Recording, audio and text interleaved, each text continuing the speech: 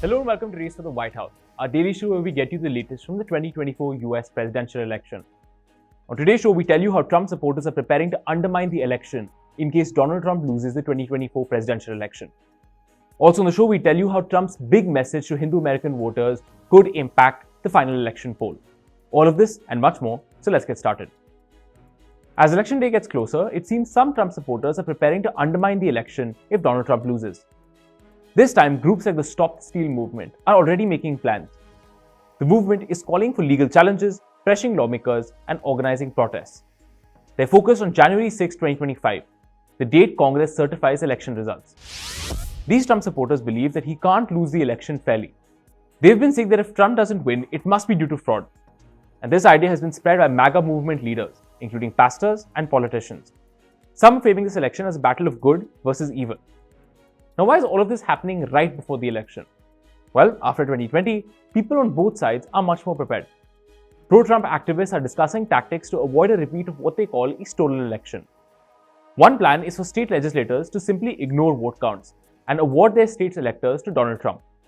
What makes this worrying is that sitting Republican politicians have called for this extreme measure. This includes Representative Andy Harris as well as a number of far-right election commentators. But legal experts see problems with this plan.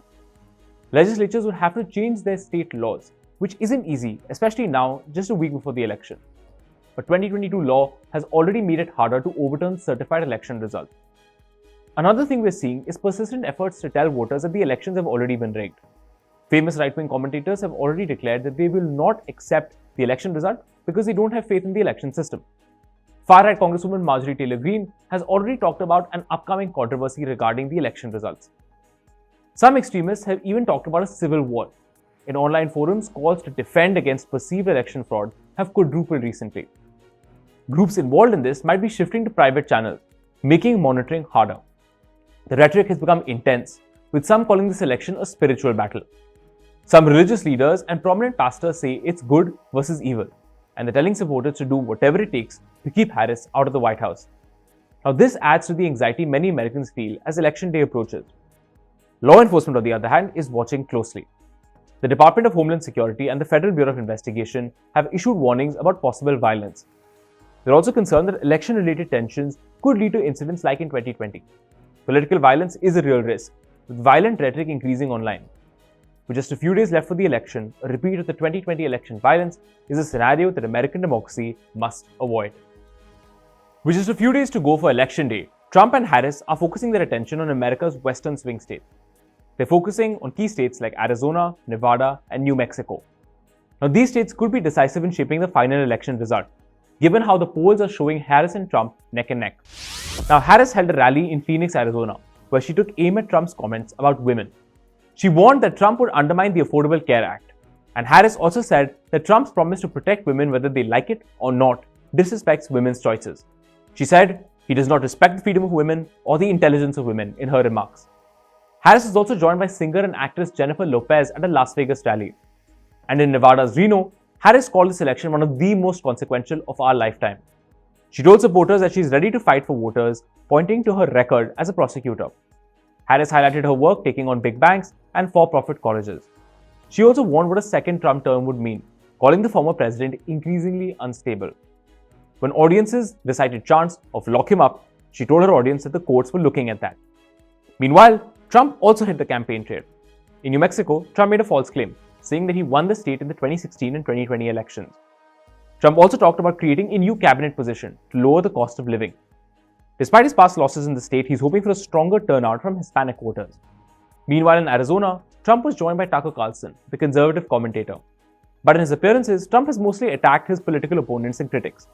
He's hinted that he would like to hire better people for his administration, including former presidential rival Robert F. Kennedy Jr., who will work on health issues if Trump is re-elected to the White House. The polls remain close in the western swing states, so it remains to be seen whether Harris or Trump will come out ahead.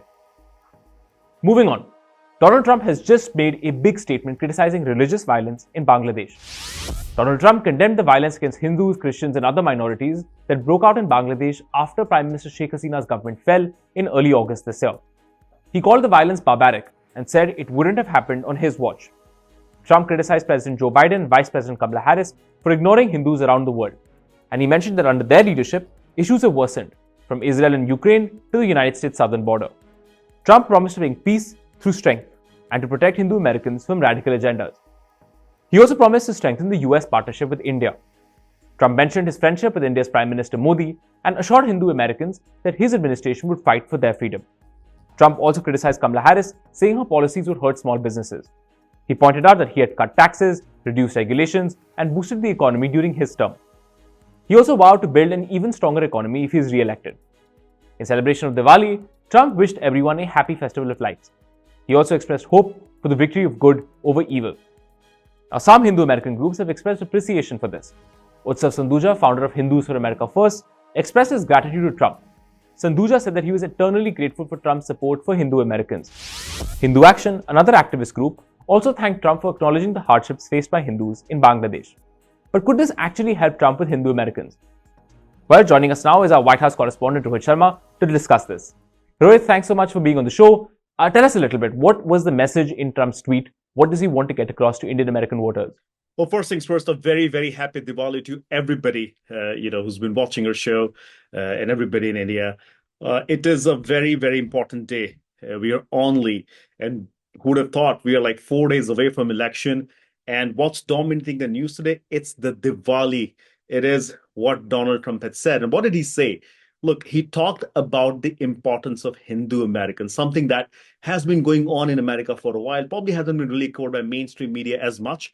But Donald Trump coming out and talking about the atrocities committed against Hindus in Bangladesh. He's talking about Hindu Americans and their plight being ignored by the current administration, and the fact that he acknowledges that there are issues from progressive leftists who term these attacks on Hindus as and dismiss them as intra-ethnic ethnic violence and issues, right? So I think very, very important statement from President Donald Trump, and a very welcoming statement for a lot of Hindu and Indian Americans who've been supporting Donald Trump for a while. Right. So you're talking about this being some sort of attempt to reach out to Hindu American voters. Could you tell us a little bit about whether you actually think this is going to appeal to Hindu Americans? Look, honestly, you would not expect a presidential candidate to talk about these things. He wanted to wish happy Diwali to everybody. But he used the opportunity to appeal to Indian Americans and Hindu Americans across America. Look, the election is very close. There are 10,000, 12,000, 15,000 votes that can swing the election. And I think Donald Trump and his campaign understands that. I mean, this is obviously not the first time he's quoted Indian Americans and Hindu Americans. He definitely has a cult following among some Indian Americans here in the US. And obviously, we all know that people in India also like him a lot. But the fact that he's using the day of festival, to acknowledge some of the issues, you would probably see a presidential candidate talk about some of these issues that would be related to the Muslim community and the Jewish community. But putting the Hindu community at the forefront of this race means a lot to a lot of Indian Americans. And look, if people were undecided in some of the states in Pennsylvania and Michigan and Arizona and Georgia and even North Carolina, which is very close, I think they are going to take notice of this and be like, you know what, this guy is finally talking about things that matter to us.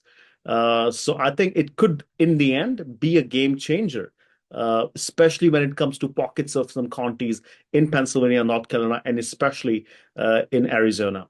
Rohit, my final question before I let you go. Have the Democrats done something similar, for example, talking about the festival of Diwali to also reach out to Indian Americans and to Hindu Americans and to appeal to them to get their votes? Well, we did see a lot of tweets from Democratic leaders, from congressmen to senators to.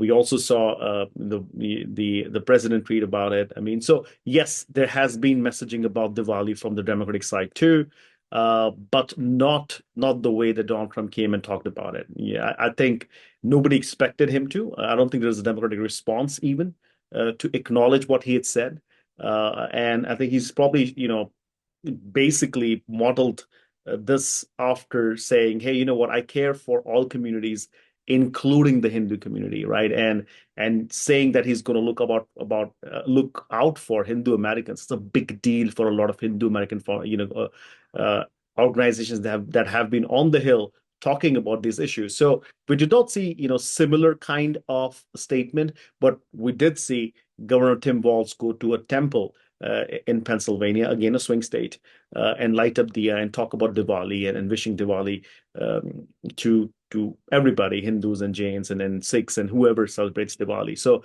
yes, they did come out and talk about Diwali, but this statement from Donald Trump definitely, it takes center stage and moves the needle a little bit, not too much, a little bit, and maybe that's what he needs in this election cycle. Rohit, thanks so much for your time. Now it's time to talk numbers with our segment Poll Watch. With less than a week remaining for the US presidential polls, the race for the White House remains intense. Vice President Kamala Harris is maintaining a narrow lead nationally, and it remains a neck-to-neck battle in the swing states. So let's take a look at how the presidential contenders are doing in the polls today. According to the New York Times Siena poll, Harris is leading in the national polls with a 49% approval rating, while Trump is trailing at 48%. In the swing states of Michigan and Wisconsin, Harris has a 49-48 advantage over Trump, while in the state of Nevada, both Harris and Trump are locked in at 48%. In the state of Arizona, Trump leads with 49% of public support, while Harris is now at 47%. In the crucial states of Pennsylvania and North Carolina, Trump has a 49-48 advantage over Harris. And in the state of Georgia, Trump is leading with 49% of public support, while Harris has 48%. With the polls shifting every single day, the election remains highly intense, as both Trump and Harris are locked in a nail-biting race. And now it's time for us to bring you some updates from American politics that you might have missed. First, basketball superstar LeBron James endorsed Vice President Kamala Harris for president, sharing his support in a post on X just days before Election Day. James posted a video featuring offensive comments from former President Donald Trump supporters, urging his followers to vote Kamala Harris. He wrote, "When I think about my kids and my family, the choice is clear to me." James joins other celebrities like Beyonce, Taylor Swift, and Bad Bunny in supporting Harris. Known for endorsing Democrats, James also backed Hillary Clinton in 2016. Moving on, polls are offering insights into early voting, and the picture isn't optimistic for Republicans. Vice President Kamala Harris seems to be building a strong early lead, potentially even larger than Hillary Clinton enjoyed in 2016. Recent national polls from ABC News Ipsos, New York Times Siena, and CNN show that Harris is leading by 19 to 29 points among voters who have already cast their ballots. Remember, that's over 60 million people who have cast their ballots already. For example, the Times Siena poll shows her with a 59-40 edge, while the ABC Ipsos poll gives her a 62-33 lead among early voters. While these numbers don't reach Biden's early voting advantage in 2020, they're notably better than Clinton's in 2016, when she led early voters by just 8 to 16 points. Although the election will be decided in key swing states, polls suggest that Harris is also building a substantial early lead in those battleground areas as election day approaches. And finally, Georgia Secretary of State Brad Raffensperger's office reported targeted disinformation about the November 5th election, likely linked to foreign interference, aimed at creating discord. Working with state and federal officials, the Secretary of State's office called on social media platforms, including Elon Musk's X, to remove misleading content, which it suspects originates from Russian troll farms. Georgia is a key battleground state in a tight race between Vice President Kamala Harris and former President Donald Trump. It has also seen heightened disinformation efforts.